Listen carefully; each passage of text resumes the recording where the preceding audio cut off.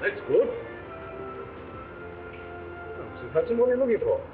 Haven't you finished packing yet? Not yet, sir, but I'm getting along. Well, be as quick as you can, won't you? Indeed, I will. But his things do take a bit of collecting. Well, how about his chemical apparatus? He's very particular about that, you know. He'll have packed that himself by now.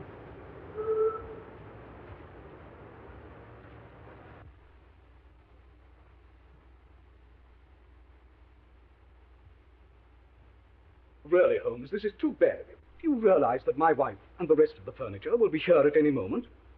I told you the van that's bringing my stuff is taking all your things into the country. I'm so sorry, my dear Watson. I was somewhat engrossed in my correspondence. I'd no idea that my retirement would cause such a stir. You know, all sorts of people have written to me. Here's an interesting communication, for instance. Oh, what's that? It's a telegram of good wishes from our old friend Abernethy, the forger. Oh, yes. We got him 10 years, didn't we? Yes, we did, yes. When he came out, I was able to render him some slight assistance.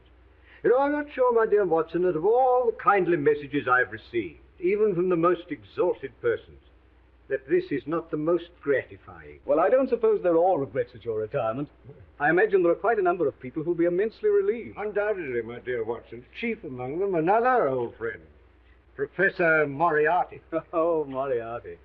Do you know, Holmes, he's the one subject on which I believe you're utterly mistaken. Oh, no mistake, my dear Watson. That harmless old professor of mathematics. That harmless old professor of mathematics, as you call him, is the brains behind the biggest criminal organization in Europe. You know, my one regret in retiring is that the police neglected to take advantage of the opportunity I gave them of arresting him. I failed to run him to earth. Well, we won't argue about it, Holmes. Well, I'd better run along and see if the van's left my place yet.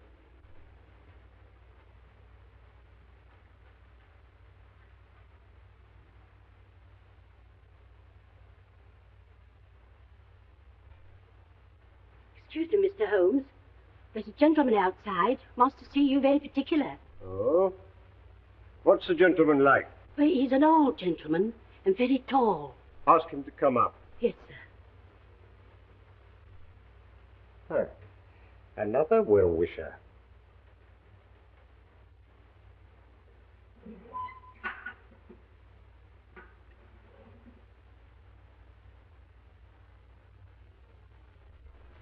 Come in, my dear Professor.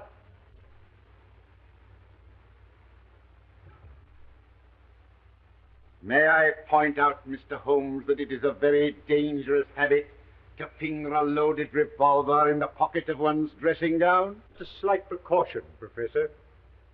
As a matter of fact, I half expected a visit from you to satisfy yourself personally that I really was going.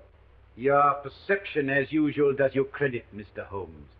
I must confess that, personally speaking, I cannot regret your intention to retire. I can well believe you, Professor. I also feel that from your own point of view, it is a very wise course. In fact, it is the only course possible. I'm afraid I don't quite follow. Do you not, Mr. Holmes? Allow me to refresh your memory.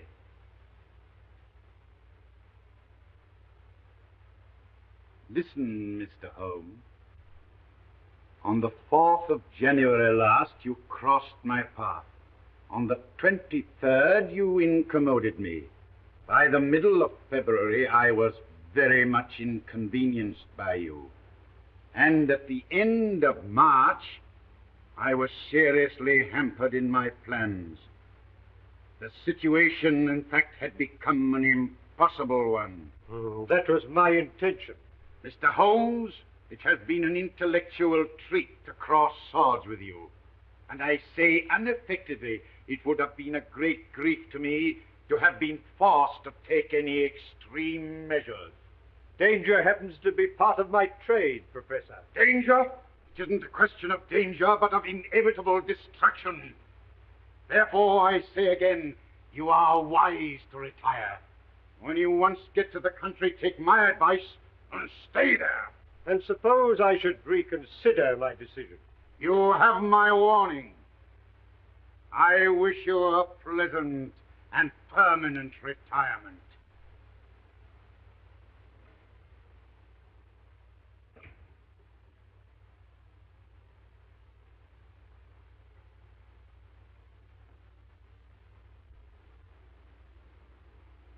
Now see here, Colonel Moran.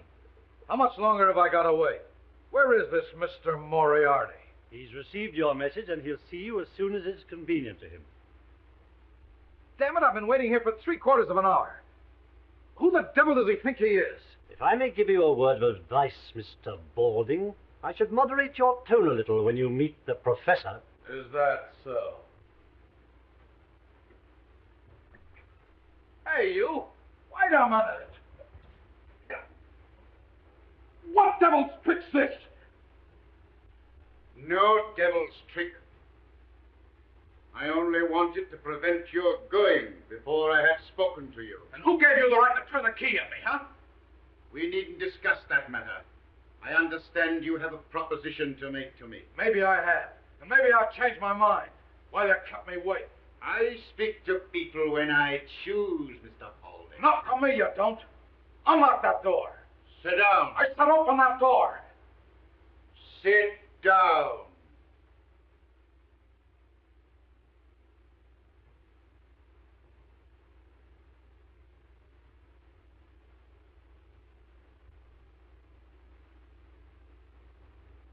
You are merely wasting time. You traveled here on a false passport, and the American police would be interested to know your whereabouts. So you will do as you're told. Okay, Mr. Moriarty. I understand you represent an American society which is anxious to remove one of its ex-members, who is now living in this country under an assumed name. That is so. And you wish the aid of my organization. What do you propose to pay? $50,000. Reasonable. Now you will tell me all you know about this man, how you traced him to England, when he arrived here, and in what part of the country he was last heard of. Colonel Moran speaking. Yes, he's interviewing the professor now. Yes, we're quite satisfied with his credentials. It's simply a question of whether the professor decides to take up the case or not. I will take up the case, Mr. Balding, on one condition. Yes? That you place yourself entirely in my hands. Carry out my instructions implicitly and obey my slightest order without question. Very well. Good. You will now return to your hotel. You will make no move whatever until you hear from me. When's that likely to be? It may be a week. It may be a month. Rest assured you will hear from me. When I am ready, your orders will be delivered by hand. You understand? Yeah, I get you. Very well. You will now find the door open. Good day. Okay. I'm relying on you, Professor. Oh, by the way, don't forget...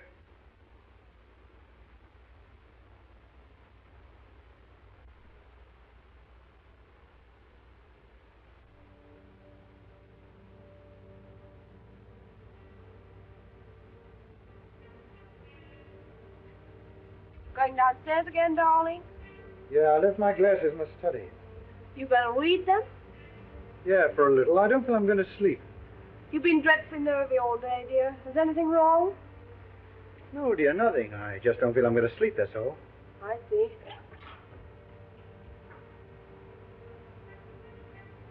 Hey, Jack. Anything wrong? No, I only left my glasses downstairs, that's all. Go ahead, Jack.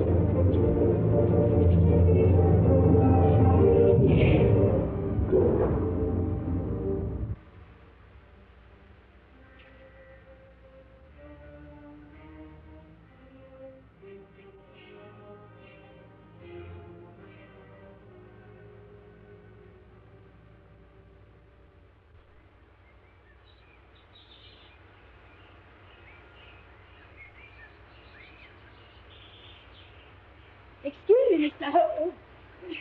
I'm so sorry, Mrs. Hudson. Oh, is Mrs. Watson coming down with the doctor? No. No, she isn't. I gather that she's too busy in Baker Street. Oh, so it'll only be the doctor. Yes. Is it or just the doctor? Yes. Oh, Here he is. Good morning, Holmes. Oh, my dear Watson. I'm delighted to see you. Good morning, Mrs. Hudson. good morning, doctor. Well, how are you? Oh, I'm much better, thank you, Watson. You're looking better. I hope Mrs. Hudson's seeing that you have proper meals. Oh, I'm living like a fighting cock. We had a delicious chicken casserole yesterday, didn't we? Yes, and you let it all get cold while you were reducing the age of the chicken. As a matter of fact, Watson, it was a tough proposition. I bit off more than I could chew. Oh, go along inside, Watson, have a drink. I know you must need one after your long journey. Yes, I could do with one, thanks.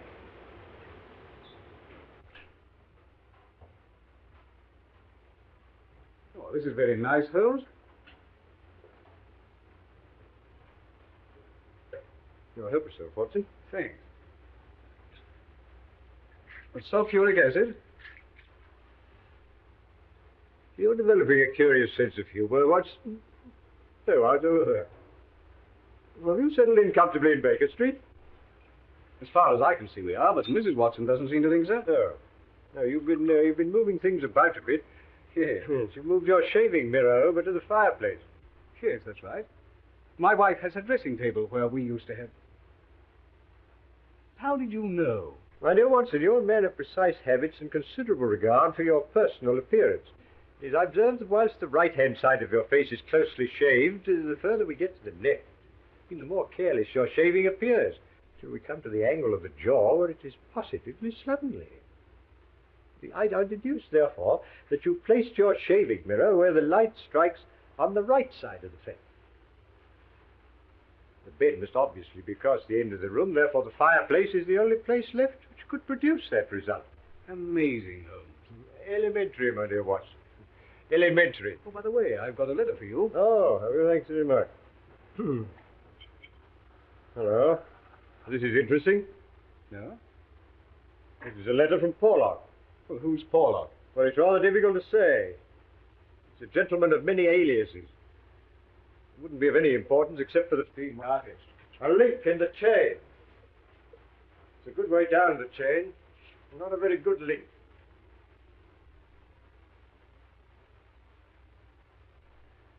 Now, look here, Holmes. Please remember that you've retired. Twice he sent me advance information. It has enabled me to prevent a crime. Whether it was his conscience that made him do it, or a £10 note sent to him by devious methods, I've never discovered. What do you make of that, Watson? I don't want to make anything of it. Put it in the waste paper basket. There's a good fellow. My dear Watson, I'm willing to put anything in the waste paper basket if I can do so with a clear conscience. I might never forgive myself if I did so in this case. What do you mean? I mean that something sinister is afoot, Watson. Just cast your eye over there. Obviously in cipher. Oh, how true, Watson, how true. I'm glad you've spotted it. Yes, there's only one word, Burlston. And then there's a series of numbers that obviously represent words. Probably taken from some book. Now, the point is, what book? Well, why doesn't the fool tell you? My dear Watson, send the key of the cipher in the same envelope as the cipher itself. Oh, no, my dear fellow, the key will probably follow in another envelope. And meanwhile, it might be instructive if we try to decipher this ourselves. Now, the cipher message begins with the number 534. Mm-hmm. Well, that's probably page 534. So we've got a large book. The next sign is C2. What do you make of that, Watson? Chapter 2, of course. Well, hardly that, Watson. What size book would it be if Chapter 2 were on page 534? Oh. Well, column then. Brilliant, Watson, brilliant. Brilliant. You're scintillating this morning. Now, we've got a large book, printed in double columns. Any other suggestions? With the Bible? My dear Watson, you excel yourself. As I remarked just now, Porlock is one of Moriarty's men, and I can hardly imagine any less likely book in his possession than the Bible. No, the Bible has too many editions. No, this must be a standardized book, and page 534 would be the same in all copies. Try again, Watson. How about Bradshaw? Well, the ABC. Well, that's a good idea, Watson, but if I may say so, it's not quite good enough. I know, Whitaker's Almanac. Now, come along, and let's see what page 534 has in store for us. Just write this down.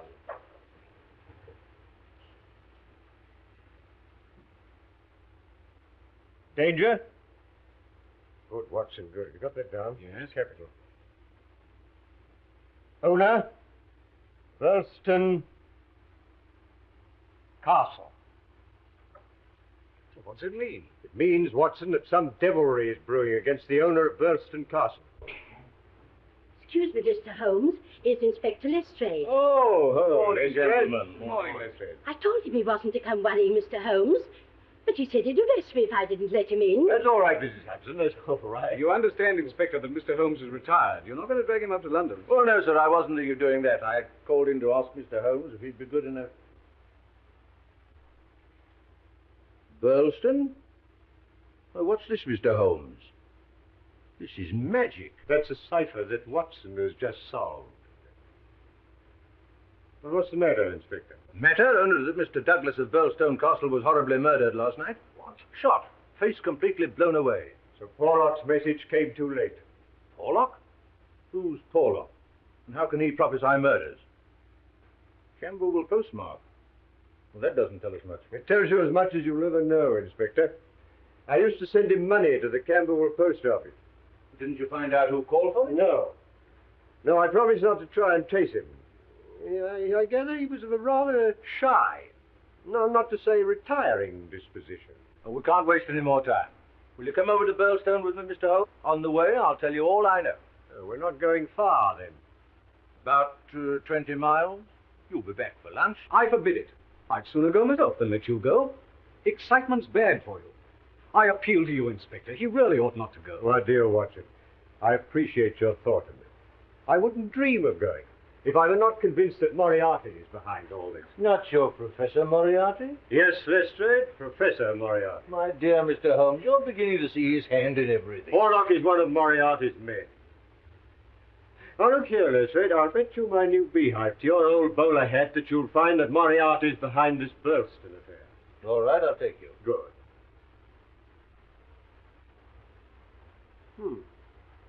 This must date well back into the past, Watson. I suggest these are the remains of the old outer fortification. Yes, obviously. Well, I suggest, Mr. Holmes, that we should do better to go inside and view the scene of the tragedy. My dear Lestrade, I always think it wise to get one's bearings before proceeding into deeper waters.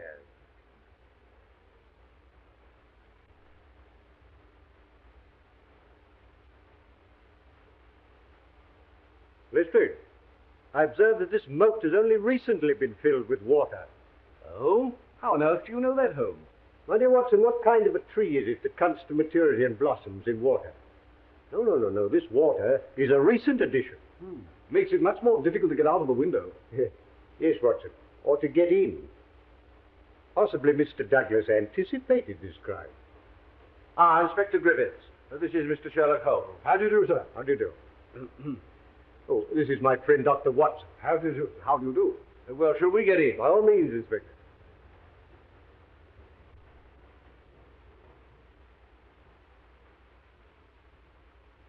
This is what it was done with, Mr. Holmes. I found it lying just there. There was no signs of a struggle except the peculiar position of that chair. I see. Now tell me, who else beside Mr. Douglas was in the house at the time of the tragedy? Mrs. Douglas and Mr. Cecil Barker, a friend of the family. Here you are, Mr. Holmes. Yeah, these are dreadful injuries. Must have been at point-blank range. Whoever did this didn't intend to miss. Well, one can hardly miss with a sawn-off shotgun. American, Pennsylvania Small Arms Company. You'll observe that the triggers are wired together. We got both barrels at once. And what do you make of this card, Mr. Holmes? VV341. It was found pinned to the body.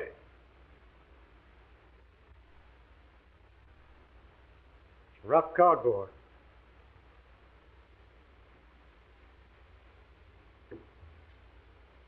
It's not written in this room. If this was done with a broad nib, these are fine. What does it mean, Holmes? You say the drawbridge is raised every evening, Yes, about sunset. and the tragedy occurred about 11:30. Yes.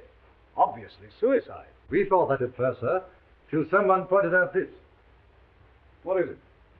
A footmark. Yes, someone must have got out of that window.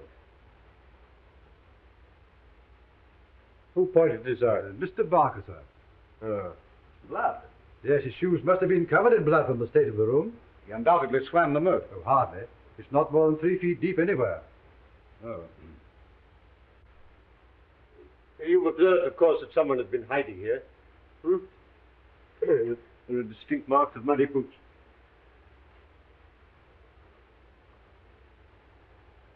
When were these curtains drawn? At dusk. So the men must have got in after the curtains were drawn and before the bridge was raised. Yes, but I observed when I arrived that the moat doesn't extend right round the castle. The ruined tower at the end of the building is accessible without crossing the drawbridge. Yes, but the only way from the tower to this part of the house is through this solid oak door, which is always kept locked.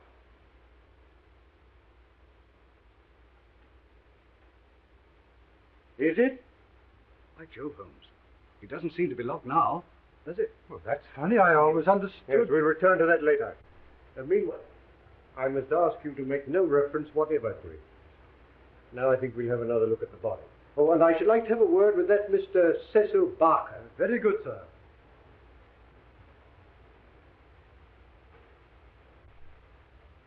What do you make of this curious mark on Douglas's forearm, Holmes? Do you think it's a sign of some secret society? How would you say that was done, Watson? It isn't tattooing. No, it's a brand. It's been done with a red-hot iron. Very painful. Mr. Barker, this is Mr. Sherlock Holmes. How do you do? I'm very glad you're able to come, Mr. Holmes. This is my friend, Dr. Watson. How do you do? How do you do? Now, Mr. Barker, I understand you discovered the body. Yes, I had the shot and came straight down. Poor Douglas is lying where you see him now. The lighted candle was on the table. This candle? Yes. And you gave the alarm immediately? Yes, I rang the bell for Ames. That's the butler. And a minute later, he came in. So that within 2 minutes of the murder, Ames was in this room? Yes. What was the first thing he did? He put that lamp he was carrying on the table. It blew out the candle. As a matter of fact, I was here so quickly myself after the shot. I must actually have been in the room while the murderer was escaping through the window. Why do you say through the window? Because there's no other way out. That door to the tower is always locked. But we've just... Now tell me, Mr. Barker, did Mrs. Douglas come in here after the tragedy? No, I was able to stop her just in time. How long have you known Mr. and Mrs. Douglas? About a year. I met them when they first came to Switzerland from America. How long have they been here? About 9 months. You don't know anything about Douglas's past life. Only that he used to live in Chicago. You never heard him speak of any secret society. Funny you should mention that. He never told me about it himself, but I always got the impression that he was a member of one, or an ex-member. You don't know what that mark on his arm was? No. I've seen it often, of course, but he never told me what it was, and I never liked to ask him. It was one of the things that rather made me wonder about that secret society. Anything odd about his behavior at any time? Well, he hated meeting people. In Switzerland, he hardly ever moved from his chalet in the mountains. Rather made me wonder if somebody was after him. When he suddenly packed up and bolted to England, it made me wonder all the more. Come in. Excuse me, sir, but Mrs. Douglas would like to see Mr. Holmes when he's finished his investigation in this room. Oh, certainly.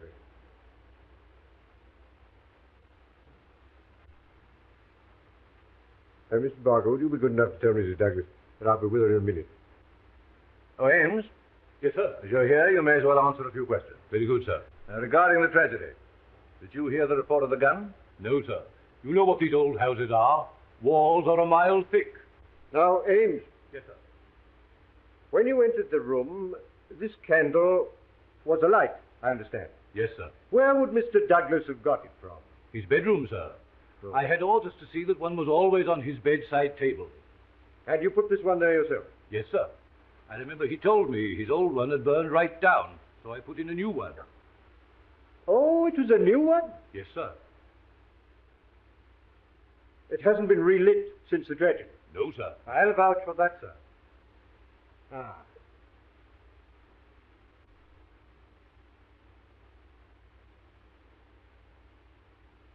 Did these candles come out of the same box as that one on the table? Yes, sir. Yes. Yes, thank you. Have there been any strangers about the place lately? No, sir. Oh, wait a minute. An old gentleman did call a little while back to look over the ruin part. But we often have people come to see that. It dates from the Norman Conquest. That's right. Right. Is there nothing more that you can tell me, Ed? No, sir. I can't make head or tail of the whole thing. Fairly beats me. And the wedding ring being missing, too. Wedding ring? Didn't Mr. Barker tell you? Not a word. What about the wedding ring? The master always wore a plain gold wedding ring under the one with the rough gold nugget on it. Under? Yes, sir. I never saw him without it. And for the murderer to take that and leave the other seems so strange, doesn't it? Yes. Yes. Oh, there's just one more question, Ames. Did your master ever do exercises in the morning? Yes, sir. Every morning. As regularly as clockwork. I see. Thank you. Thank you. Will that be all, sir? Yes, thank you.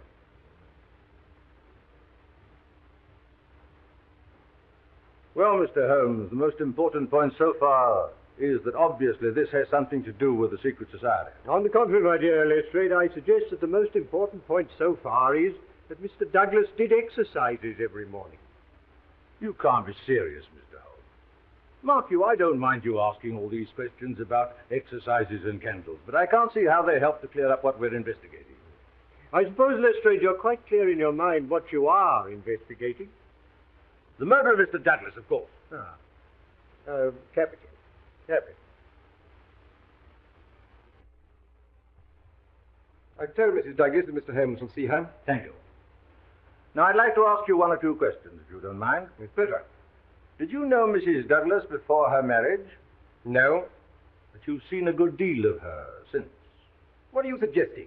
You've seen a good deal of him. I'm not suggesting anything. I'm here to get facts. Did Mr. Douglas entirely approve of your friendship with his wife? I refuse to answer. I suppose you realize that your refusal indicates that you've something to hide? I've got nothing to hide. I can't help but it indicates the... Now, look here, sir. It won't do any good to adopt that attitude. All right, I'm sorry. I know you're only doing your duty. As a matter of fact, I may as well tell you. Poor Douglas did have one fault, and that was jealousy. He liked my being here, but if Etty, that's Mrs. Douglas, and I had too much to say to each other, he used to go off the deep end and say the wildest things. But I assure you that no man ever had a more faithful wife than Etty, or a more loyal friend than I. No doubt. Still, the fact that his wedding ring is missing rather suggests that the marriage and the tragedy were in some way connected? I've no idea what it suggests. But if you're insinuating there was anything between me and Mrs. Douglas, you're on the wrong track, that's all. I don't think I have anything more to say to you. Any more questions, Mr. Holmes? Not at the moment, Lestrade, no. It immensely adds to the zest of an investigation when one is in conscious sympathy with the historical atmosphere of one's surroundings. May I commend this little book to your attention? History of Burleston? Ha! I've got something better to do than read that sort of stuff. Well, that's a pity, Lestrade. It's a pity, because you'd see here that this castle was erected in the 5th year of the reign of James I, and there are various associations of interest connected with this ancient building. I don't doubt it, but that's got nothing to do with us. Breadth of view, my dear Lestrade, is one of the essentials of our profession. Yes, well, as you don't seem to agree with me, perhaps we'd better go and see Mrs. Douglas. Ah, that's better. I'll show you the way.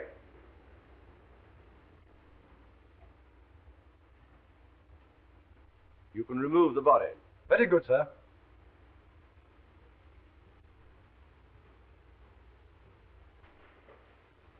Etty. You've met Inspector Lestrade. This is Mr. Sherlock Holmes. How do you do, Mr. Holmes? How do you do? Well, may I present my friend, Dr. Watson? How do you do? It was good of you to come, Mr. Holmes. Not at all. I hope I may be of service to you. Won't you make yourself comfortable? Well, I think I shall leave you now.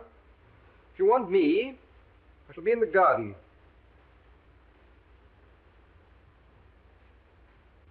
Now, Mrs. Douglas, I wonder if you can give us any help.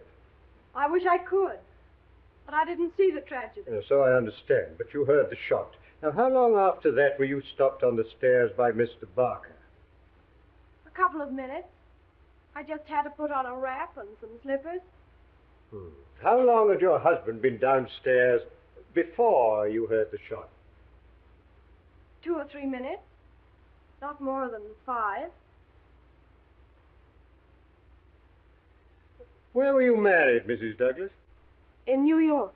Ah, in America. Have you ever suspected there was some danger threatening your husband, and that he knew it? Yes, I have. In fact, I'm sure of it. But he wouldn't talk about it. Not that there wasn't complete love and understanding between us, but, well, it's just that he didn't want me to be worried. You know nothing of his life in America that could have caused that threatening danger? Nothing at all. That mark on his arm, do you know what that is? No? You never asked him? Yes, I did once, but he refused to discuss it. So I never asked again. You've no idea what it is? None whatsoever. Can't you suggest anything? Mrs. Douglas, I suggest that you tell me the truth. Mr. Holmes! You know perfectly well what that mark is. You couldn't possibly have lived in America without knowing. That mark is the brand of the Scourers. Scourers? Yes, an American secret society which terrorized the coal districts of Vermissa, and which was broken up some years ago. Well, I'm bound to admit, Holmes, I've never heard of them. Now, I can well believe that, Watson, but I can't believe that Mrs. Douglas has never heard of the Scourers, because her husband was one. All right, Mr. Holmes. I'll tell you the truth. I think that will be the wisest course. I'll tell you the story of the Valley, the Valley of Fear. 2 years ago, I lived at Vermissa with my father. We used to take in boarders occasionally. Then one evening, I went down to the depot to collect a package, and I met a young man who'd just come off the train. His name was Murdoch, and he was looking for lodgings. The minute I set eyes on him, I knew he was the one man in the world for me. I told him about our place, and he said he'd call later. That evening, when I was clearing away supper, I heard a knock at the door.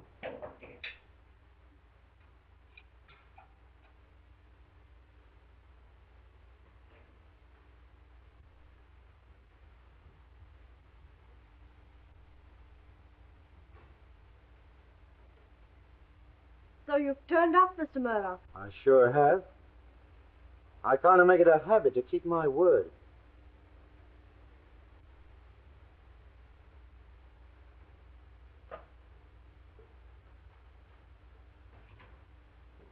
Who's that, Eddie?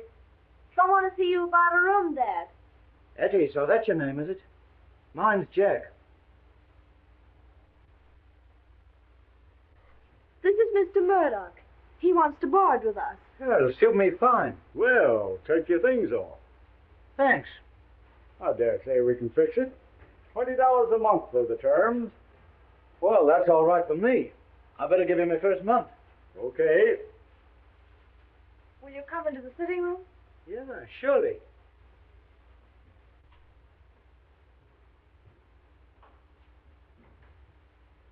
Well, this looks pretty good to me. Won't you sit down? You know, I don't think I'm going to feel homesick. Oh, we'll try to make you comfortable. Don't you worry, Etty. This is going to be more like home than any place I've been in since I come to the States. Oh, you're not American, then? No, as a matter of fact, I was born in England, but I've been here the best part of my life. Oh.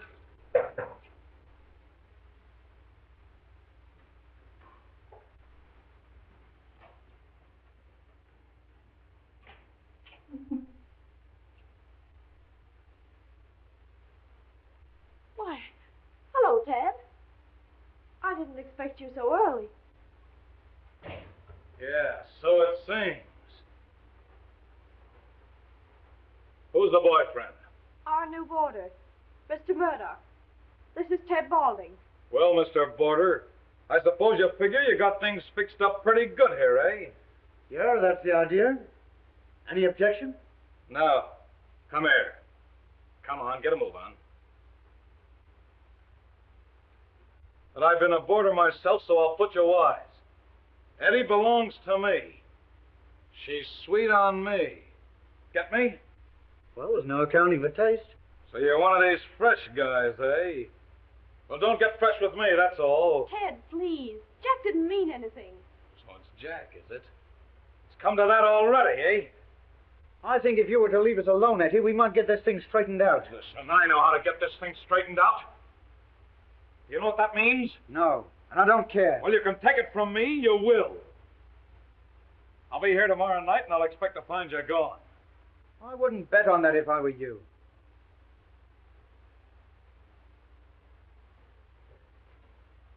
You'll be sorry you ever came here before I'm through with you.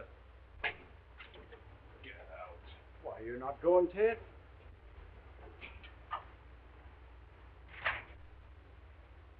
Say, Eddie, what's the matter with Ted?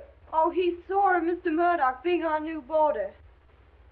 Sorry you should have a scare on your first night, Mr. Murdoch. Scare? You don't think I'm scared of that, do you? Most people are. Well, I'm not. Who the devil is he, anyway? He's one of the bosses of the Scourers. The what? The Scourers, a society of murderers and blackmailers.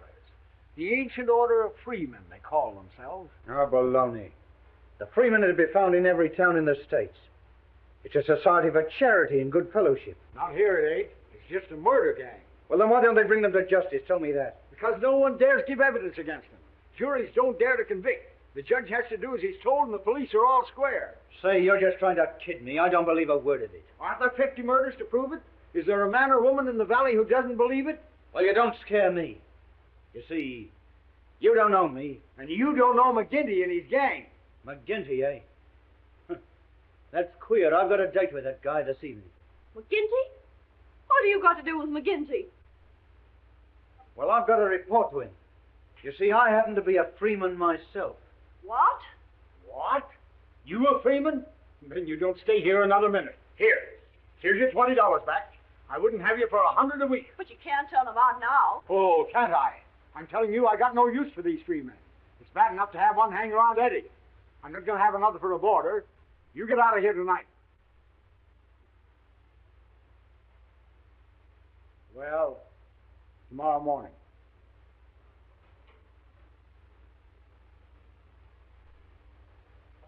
I'm sorry. That's all right. But don't make any mistake. I'll be seeing a lot of you. It's no good. There's Ted Boulding. Tell me, Etty, you're not in love with Boulding, are you? You're only afraid of him. If you'd have met me first, would I have had a chance? I wish you had been the first. That's all I wanted to know. Oh, Jack, I'll never believe anything bad of you. Not whatever happens. Well, I wouldn't be too sure of that, Etty. Still, even a guy like me can be on the level with a woman. Well, I'll begin down to McGinty's.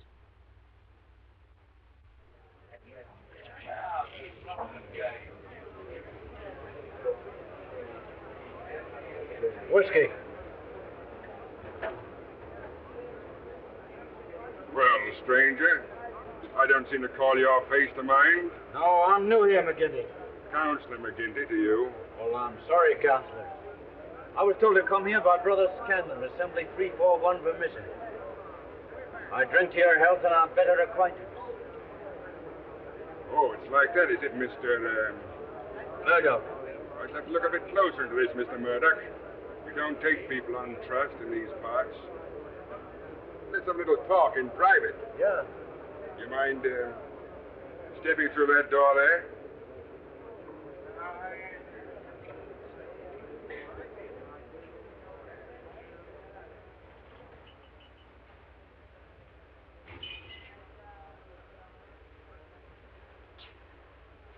Look here, my joker.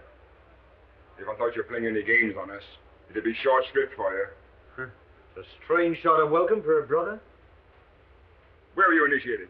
Assembly 29, Chicago. What are you doing here? Looking for work. Why'd you leave Chicago? I'll tell you that. Why not? Because the rules say that one member can't tell another a lie. Oh, you mean the truth's too bad to tell, eh? You can put it that way if you want to. Now listen here, mister. You can't expect me as boss to let into this assembly any man for whose past I can't answer. Say, you wouldn't squeal if I showed you something, would you? I'll wipe my hand across your face. You talk to me like that. I'm sorry, I didn't mean it that way. Here. Take a look at that. Oh. Your work? Sure. Why'd you shoot this guy, Pinto? Well, he threatened to squeal on me, so I croaked him and beat it out here. The sort of murder to be welcome out here, eh? Yeah, you've said it. You ought to go far. You look like being a pretty useful brother to us. Didn't flinch when I put the gun on you either. You were the one in danger, boss. I got you covered from the first. I guess my shot would have been as quick as yours.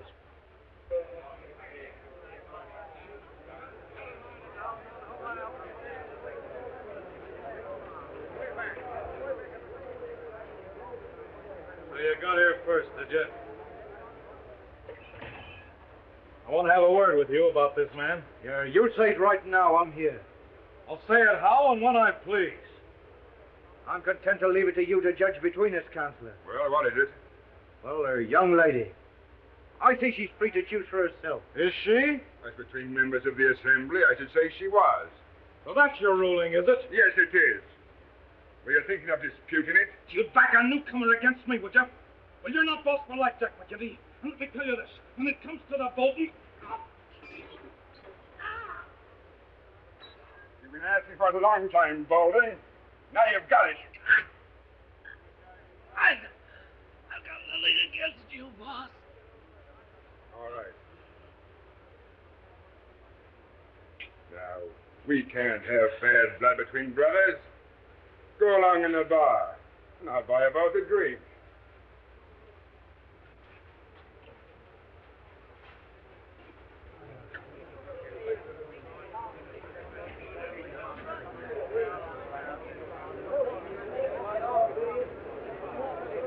We've not met before. You're the new captain? You've guessed it. I'm Captain Moore. Oh, we can do without you. Please enough of our own without importing any. Hello. Here's an old acquaintance. Well, I'm no friend of yours or any other code. Oh, Jack Murdoch of Chicago, all right, and don't deny it. I'm not denying it. Why should I be ashamed of my name? Well, you ought to be. What the devil do you mean? You can't pull that stuff with me. I'm Marvin of Chicago Central. We haven't forgot the shooting of Jonas Pinto. I never shot Pinto. Nice, impartial evidence. As it happened, we couldn't get any case against you. So you're okay with me just as long as you're on the level. Get me? Good night.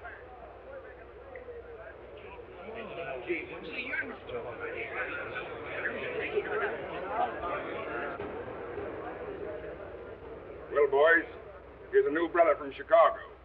We'll just have drinks all round, and then we'll swear him well and truly into the assembly. We got a special initiation here in Vermissa Valley, and you can't be one of us till you've been through it. That's okay with me.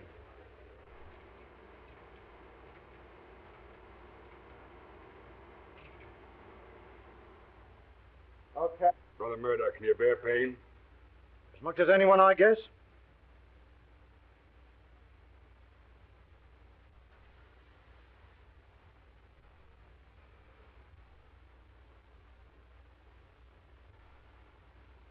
Well done, brother.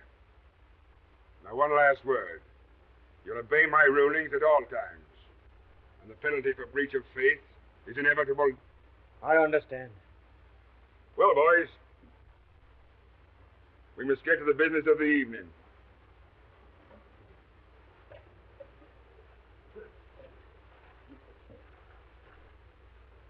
There's a man in this town who needs trimming. And it's up to you to see that he gets it. I'm speaking of James Stanger, editor of the Herald. You seen how he's been panning us again in his dirty rag? Why don't we bump him off? That might cause more trouble than we need ask for. But I guess you can give him a pretty severe warning. Will you take care of that, Bowling? Sure thing. I'll take Van Schust along with me. And you, Mansell? And you, Gower? Okay. And yeah. You'd better come along with us, Murdoch. We'll see the kind of stuff you're made of. That's okay with me.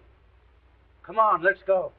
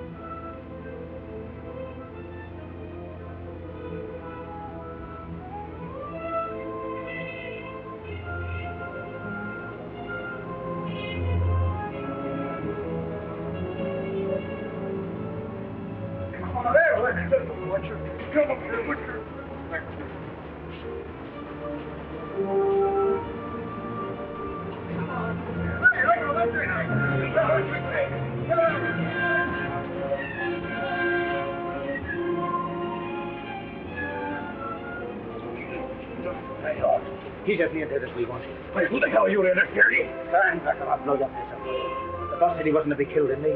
Yeah, that's all. Lay off, Golding.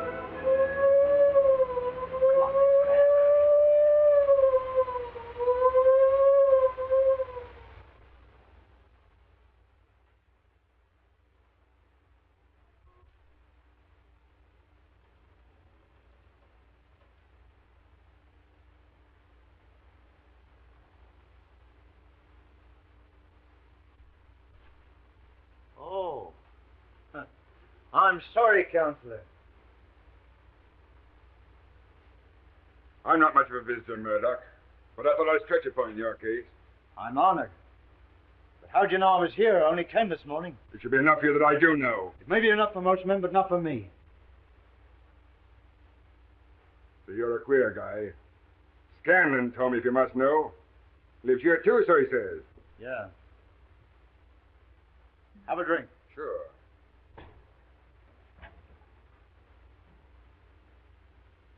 I thought you'd be getting into trouble, Mr. Crooked Murdoch of Chicago. Well, he's a friend of mine, and I'll answer for his conduct. Well, what am I being accused of? Beating up old Stanger of the Herald last night. Not your fault, it isn't a murder charge. Say, I can bring a dozen men to prove he was playing poker with me. You'll not be able to hold him, Captain Marvin. I wouldn't bet on that. Take him away, boys. Any funny business, shoot him.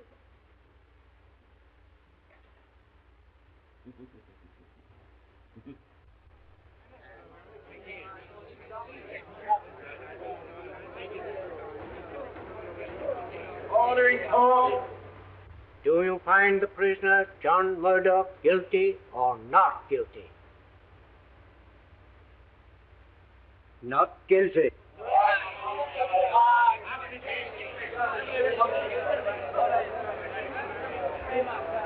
Court adjourned.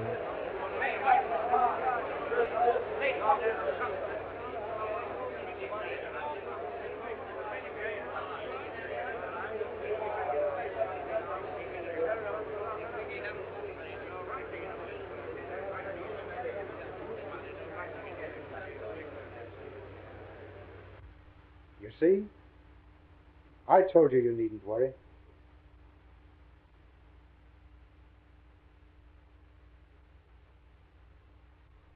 You see, Mr. Holmes, I'd fallen desperately in love with Murdoch by this time. Broke my heart to find him going from bad to worse. But he was always straight with me. I see. And was Murdoch taken completely into the confidence of the Scourers? Yes. In 6 months, his name was a byword in the valley. People were as scared of him as they were of McGinty. Pray proceed, Mrs. Douglas. One night, he and another man were sent to shoot one of the most respected pit managers in the valley. I felt something awful was going to happen. I didn't know just what.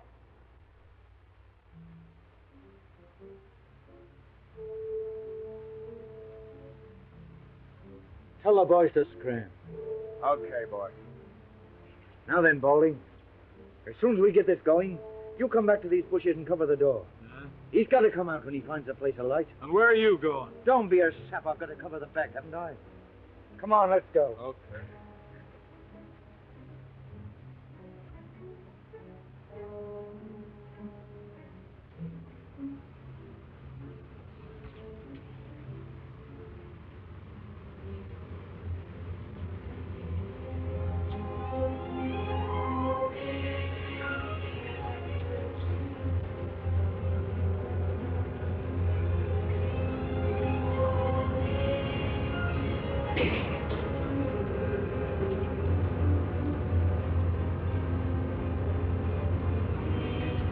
They're shooting at us. Must be the police. I know they got me. Oh, come on, then.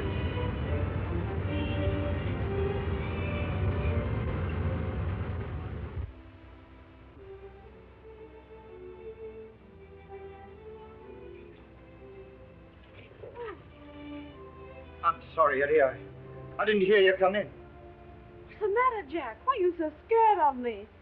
I'm not scared, honey. I was just thinking of other things, that's all. Oh, no, it's more than that. Let me see the letter you were writing. A letter? Yeah, the one you're trying to hide from me. No, I can't do that. It's secret. It's the business of the society. You know, when you come in, I thought you might have been a detective. Oh, Jack, can't you give it up? That's what I've come to ask you. I heard about last night.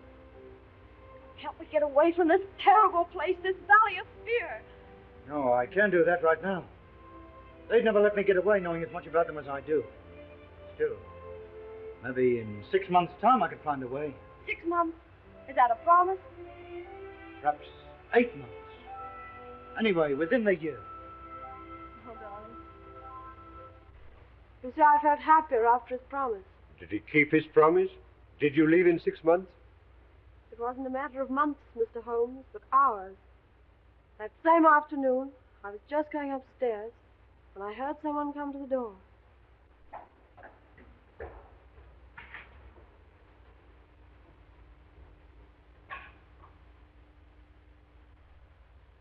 What's the matter, Jack? Trouble afoot. Police? Yeah. A Pilkington detective. Yeah, that don't mean anything to you, I know, but I'm too deep in this thing. I've got to get out. Tonight. And you want me to come with you? Yeah. I'm a strange sort of Romeo for a kid like you, but I'm on the level with you, Etty. And we quit tonight? Sure. Is there any danger? Maybe we can stall the danger off, maybe we can't. Anyway, you be ready in case I come for you. I will, Jack.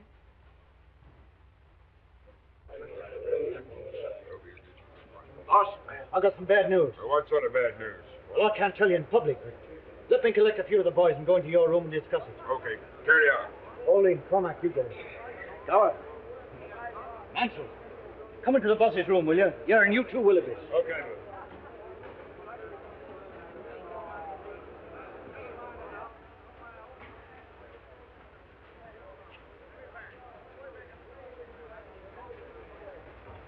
Boys, I've discovered something. Well, what is it? There's a fellow called Bertie Edwards among us. Well, he's a Pilkington detective, and he's collecting evidence against us that'll send us all to the gallows. You sure of this? Gary, you can take it from me, but I'll give you the details later. Anyone know this guy by sight? Sure, I do. But if we act quick, we've nothing to fear. We got nothing to fear anyway. What can this man know about our affairs? Well, I hope you're right. But he's got the coal owner's millions at his back. Don't you suppose there may be some weak member among us who can be bought? Maybe he's got our secrets already. No, there's only one cure. Then he never leaves the valley alive. For the first time, Balding, you and I agree.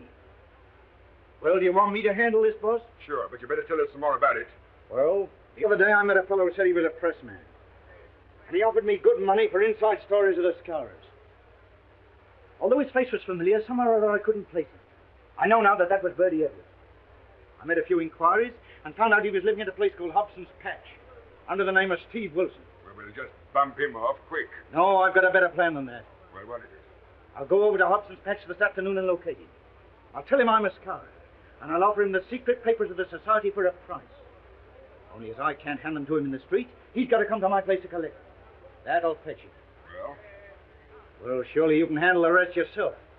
Only once Mr. Bertie Edwards comes to my place, I don't think he'll leave it again alive, somehow.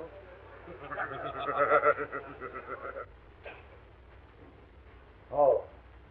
Well, he's coming. Good. Come right in, make yourself at home, boys.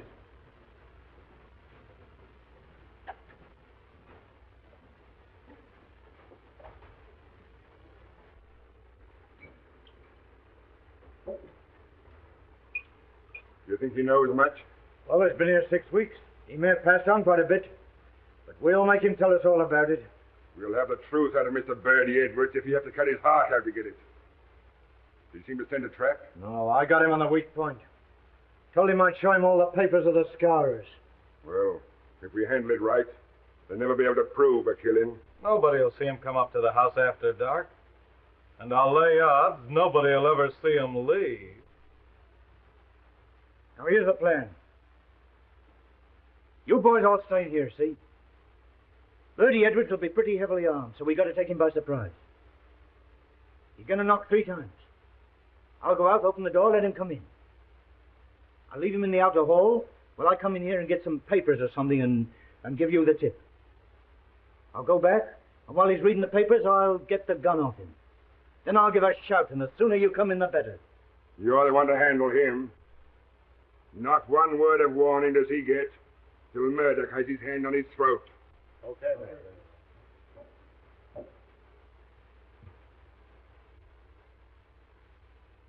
Pity you haven't got shutters on your windows. Don't you worry, we won't be spied on. Perhaps he won't come. He's as eager to come as you are to see him.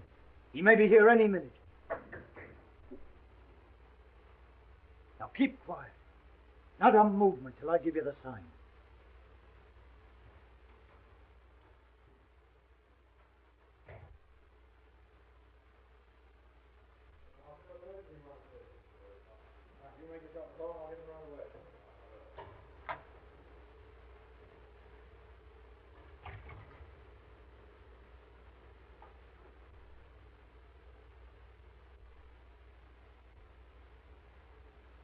Well, is he here? Is Birdie Edwards here? Yeah, he's here all right. I am Birdie Edwards. I'll get you for this, you rotten cop.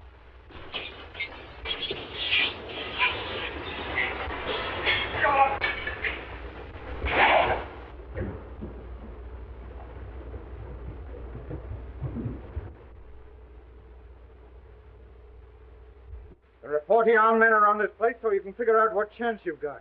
You dirty, stinking double-crosser. There's something I'd like to say to you fellas before we part. Next time we meet, you'll all be in the dark. Well, I can put my cards on the table at last. I am Birdie Edwards of Pilkington. I played a pretty dangerous game in breaking up your gang. And no one knew I was playing it except Captain Marvin here and my employers. You think the game's all over, don't you, Mr. Clever Guy? Well, let me tell you this. You'll be hunted down wherever you go to.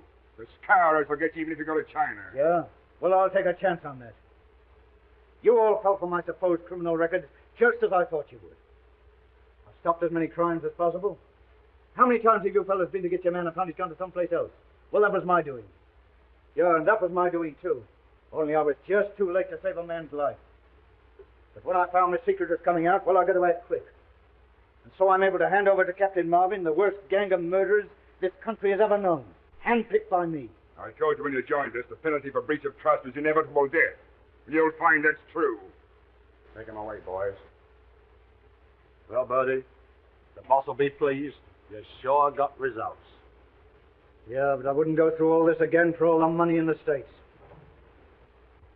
That's the whole story, Mr. Holmes. McGinty and $12 went to the gallows. And Ted Balding, one of the very worst, got off with life imprisonment. And do you think this is Balding's work? Obvious. Obvious. I'm certain of it, too. We wandered around and finally settled in Switzerland. And then one day my husband got a cable saying that Balding had broken jail and was believed to be in Europe. My husband must have got wind of something because we packed up in a few hours. And now? I see. McGinty proved himself to be right. Yes. Oh, Mr. Holmes, if you'll pardon me, I'll go and get some fresh air. This has all been terribly upsetting. Naturally, Mrs. Douglas.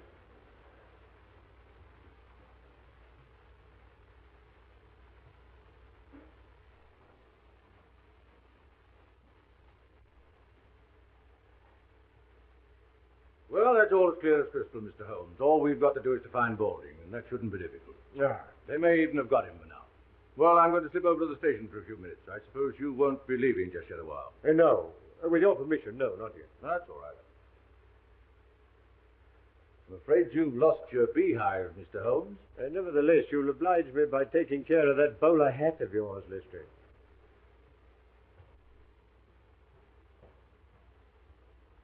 Yeah, it didn't take us long to solve that. You know, I'm sorry for Mrs. Douglas. Extremely pretty woman, don't you think? Is she? I didn't notice. Really, Holmes, there's something positively inhuman about you at times. My dear Watson, I never allow my judgment to be biased by personal qualities.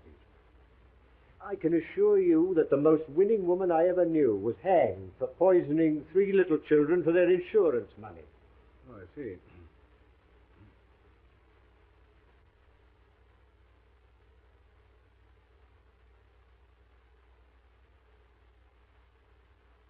Oh, eh? Yes, sir. Is there anything I can do for you? You said your master used to do exercises. Did he use dumbbells? Yes, sir. 1 or 2? 2, of course. And you said he used them every morning. What about yesterday? Yes, sir. I remember him doing them. Where? Down here? Yes, sir. He used to say he liked plenty of elbow room. Yes. Yes, thank you, eh? Thank you. Will there be anything more, sir? No, nothing more.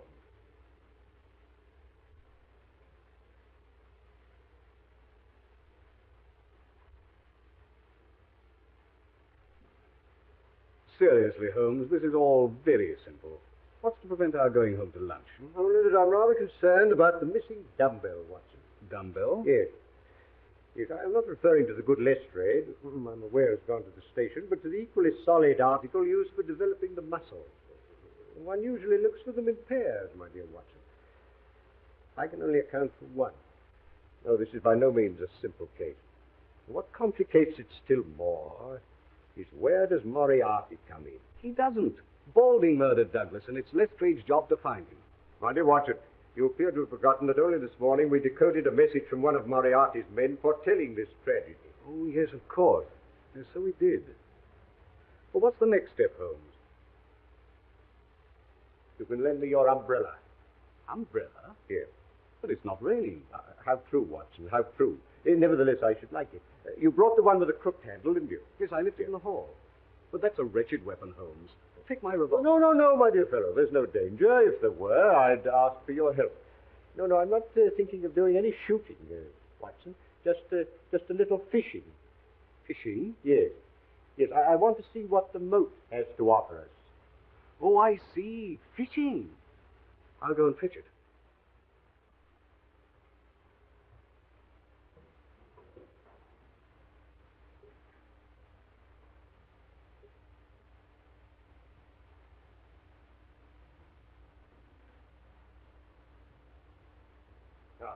Thank you, Watson. Thank you.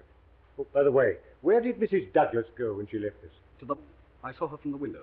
She was heading straight for the pergola. As I thought, Watson. She's probably talking things over with Barker. Now, look here, Watson. I want to be sure they don't come back to the house for a few minutes. Will you, like a good fellow, keep an eye on them and let me know if they make any sign of moving? Yes, certainly. I wanted to offer her a word of sympathy.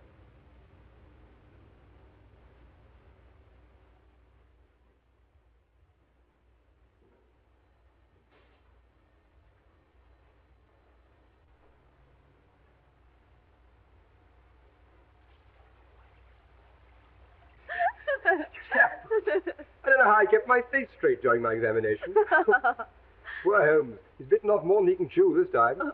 You should have seen me as a broken-hearted widow. If you'll pardon me, Mr. Holmes, I think I'll take some fresh air. This has been so terribly upsetting. Oh. Look out. Dr. Watson, would you mind coming and speaking to Mrs. Douglas? I was about to offer my condolences to Mrs. Douglas, but they appear to be superfluous. As a matter of fact, she wants to ask you something. Yes. I feel the gravity of the situation calls for some explanation.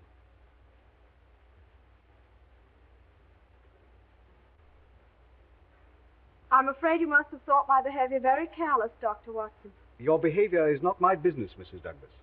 But I must admit, I find it a little difficult to reconcile with the circumstances. What did you want to ask me? If I was to tell Mr. Holmes something in confidence, would he tell the police? I can't answer that. In other words, is Mr. Holmes working with the police or on his own? That I can't answer. Well, could he get rid of the police? Tell them he was satisfied and send them away? Certainly not. Mr. Holmes is an independent investigator, but I feel certain that he would withhold nothing from the officials that might help to bring the criminals to justice. If you require any further information, I refer you to Mr. Holmes.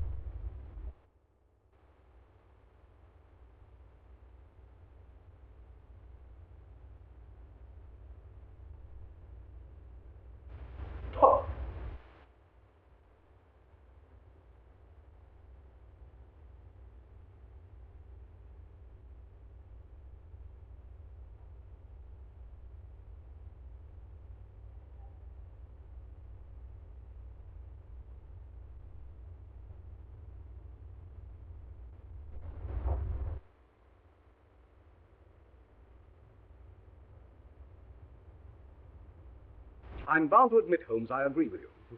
This case isn't so simple after all. Oh, no, on the contrary, my dear Watson. To me, it becomes clearer every minute. But don't worry. I think I can put you on the right track. I should indeed be grateful. Now, the murderers... Oh, there's more than one. My dear Holmes, if you'll stop interrupting me, I'll explain my theory. Oh, dear Watson. I'm so sorry. I apologize. Please don't mention it. So you have a theory? Well, it's more of a certainty than a theory. How good. I'm all attention. From the first, Barker's account of the tragedy didn't satisfy me. No. I noticed that. I came to the conclusion he was telling lies. Half-truths, Watson. Much more dangerous. He admitted that Douglas was jealous, and I suggest he had good cause to be. Oh, you think this is a crime of passion? Exactly. Or as the French so aptly put it, un crime passionnel. The guilty lovers wanted to get rid of the husband, so they killed him, and used the story of the scourers to put everybody off the scent. I see, everybody except the astute Dr. Watson. Well, it hadn't occurred to you, had it? No, I'm bound to say that isn't my theory. Well, I'm going to prove it to you. When I went into the garden just now, the pathetic widow was consoling herself with Barker. They were laughing. Positively laughing. That confirms it, doesn't it? Oh, yes, that confirms it. And what's more, she wanted to ask you something in confidence. No, Watson. No, I want none of their confidences. It's always awkward when it comes to an arrest. Then you agree with me. You think they're the murderers. My dear Watson, there's an appalling directness about your questions at times. Of course they did it. Why, she didn't even come into the room when she heard her husband was dead. If I'd had my head blown off, I should think it very odd if my wife didn't come and look at me. It's not so odd as you may think, Watson. You remember that I was puzzled about Douglas only using one dumbbell? Yeah? Yes. I found the missing one. Then everything's all right. And it's led to a discovery which has solved the whole problem. Solved? As we've been listening to a tissue of lies, Watson. The whole story of the tragedy as told by Barker is a lie. And as Mrs. Douglas supports it, she must be lying too. Now, Barker swears that when he entered the room, he found Douglas lying dead with this candle burning on the table. He also says that immediately, now mark this, Watson, immediately he rang for Ames, who entered the room carrying that lamp and at once blew out this candle, all within the space of 2 minutes. Ames corroborates this, but he also says that the candle which Douglas brought down from his bedroom, this candle, was a new one, out of the same packet as these. Now, what sort of a candle is it, Watson, that burns that amount in a few minutes?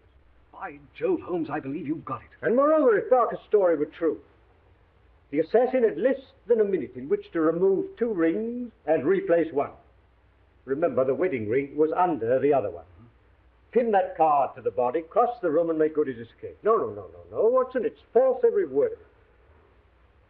Oh, that's a kindly thought, Ames. Oh, Ames, can you remember what kind of shoes Mr. Barker was wearing when you found him in here after the tragedy? Yes, sir. Bedroom slippers. And a nice mess they were in. Could you conveniently lay your hands on one of those slippers? Yes, sir. Mr. Barker changed them in here for his shoes before he went for the police. Oh, would you bring them over here, Ames? Yes.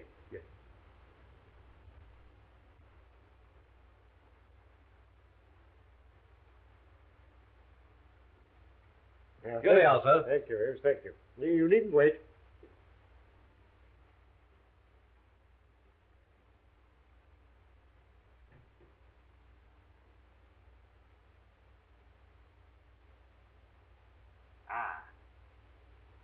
As I thought. It fits exactly.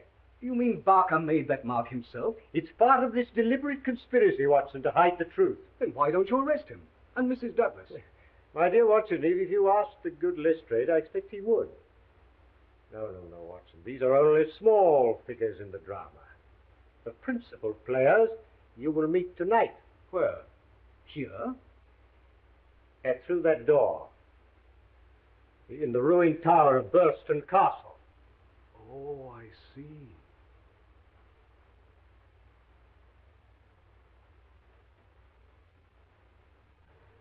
It's 46 miles to 𝙁𝙁𝙗, Moran. We are due there at midnight. Is the car ready? Yes, we shall do it comfortably. Good. Now we'll leave the car in the 𝙁𝙁𝙗 lane about 200 yards from the castle. You will remain with it.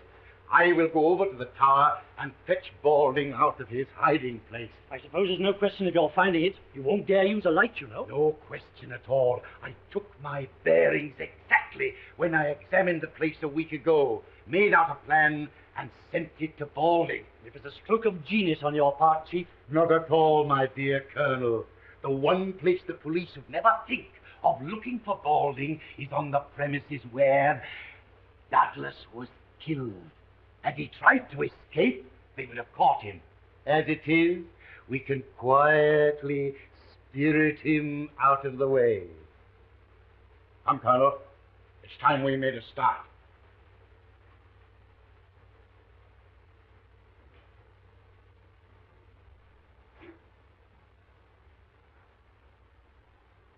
Well, Mr. Holmes, you haven't yet told me why you got me here. Ah, Lestrade, I wanted you to be present at the final act of this little drama. What, you mean you found Balding? Can I make an arrest? No. You're too impulsive, Lestrade. Before we talk about arrest, I think we might spend a profitable 10 minutes exploring the ruined tower. You're not trying to make a fool of me, Mr. Holmes? No, certainly not, Lestrade. But my good friend Dr. Watson will tell you, there are times when I cannot resist a touch of the dramatic.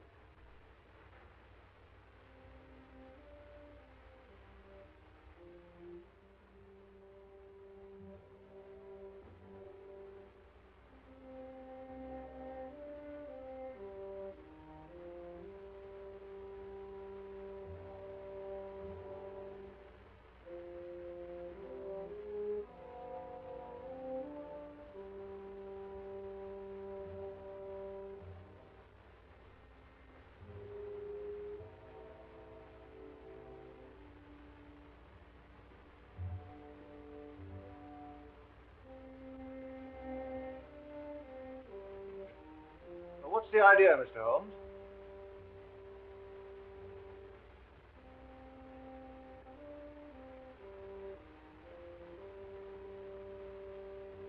Come out, Mr. Douglas. Douglas? Well, what on earth are you talking? Mr. Holmes, I believe that. Let me introduce Mr. Douglas of 𝙁𝙁𝙗𝙗 Castle, otherwise known as Birdie Edwards. But Douglas is dead. Oh, on the contrary, my dear Lestrade, as you see, he's very much alive. But I don't understand, Mr. Holmes. Who is dead, then? Will you explain to the inspector, or shall I? Well, you've done very well so far, Mr. Holmes. You go ahead. Well, Lestrade, this is quite a simple case. May be quite simple to you, Mr. Holmes, but how did you arrive at this solution? By means of a partially burnt-out candle and a missing dumbbell. Now, the candle proved that Barker had been in the room with the dead man for at least 40 minutes before he gave the alarm. And I had to ask myself, what was happening during that time? What was Barker doing? Yes, I'm afraid that's a point I missed, Mr. Holmes. Ah, well, that's not the only point you've missed, my dear Lestrade. Now, Mr. Douglas was being hounded by the Scowrers, who'd sworn to kill him. So he retreated to this castle, where he took every precaution against intruders. But Balding succeeded in entering during the day, unseen. That night, he attacked Mr. Douglas with a knife. It was knocked out of his hand, so he had to use the noisier weapon, the shotgun, which in the struggle went off, killing Balding and mutilating him beyond recognition. Oh, I see. Oh, well, that answers your question, Lestrade. But what about Barker? Barker, my dear Watson, on hearing the shot, came down at once. And in order to put the Scowrers off the scent, they dressed Balding in Douglas's clothes, the Scowrers' mark on the arm completing the deception. Balding's own clothes, Barker weighted with a dumbbell and threw into the moat.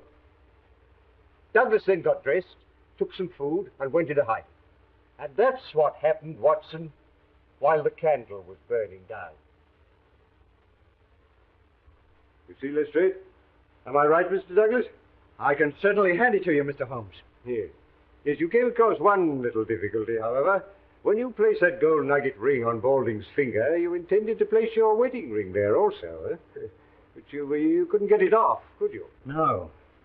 Though I've been in a country where wedding rings slip off pretty easily, mine wouldn't.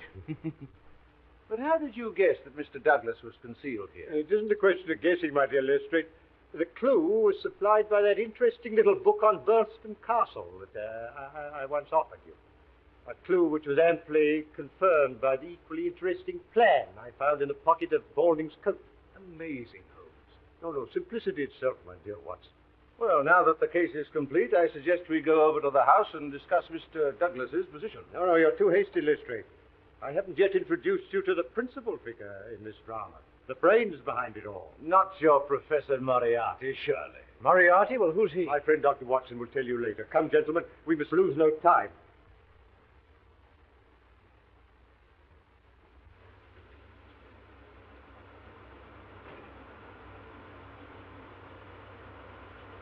Keep her running, Moran. I'll bring Balding back in 5 minutes. Look here, Mr. Holmes, you can't expect me to believe in this Moriarty theory of yours. Moriarty's no theory, Lestrade, but a very great fact. Oh, well, we owe you a good deal. I suppose I must humor you. The catching of Moriarty will be the triumph of Sherlock Holmes. Quite apart from you losing your hat, Lestrade.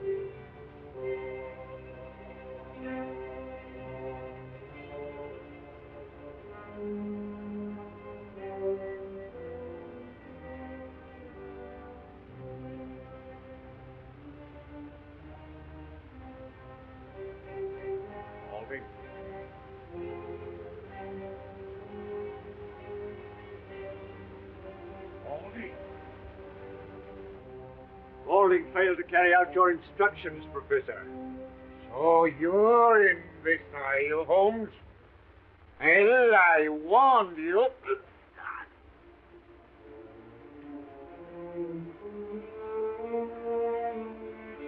You're under arrest, Moriarty. On what charge? The attempted murder of Mr. Douglas here. Our paths have crossed for the last time, Moriarty. Put the handcuffs on him, Lestrade.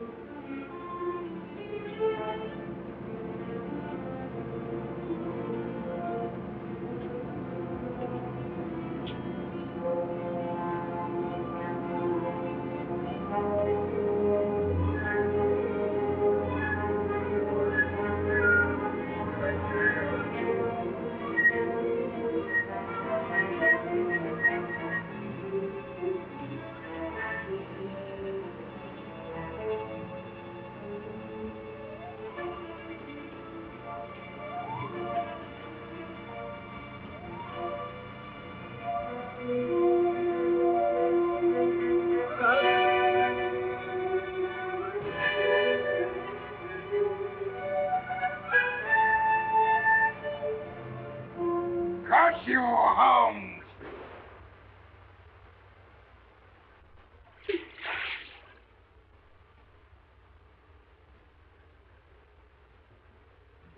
Good heavens, Holmes.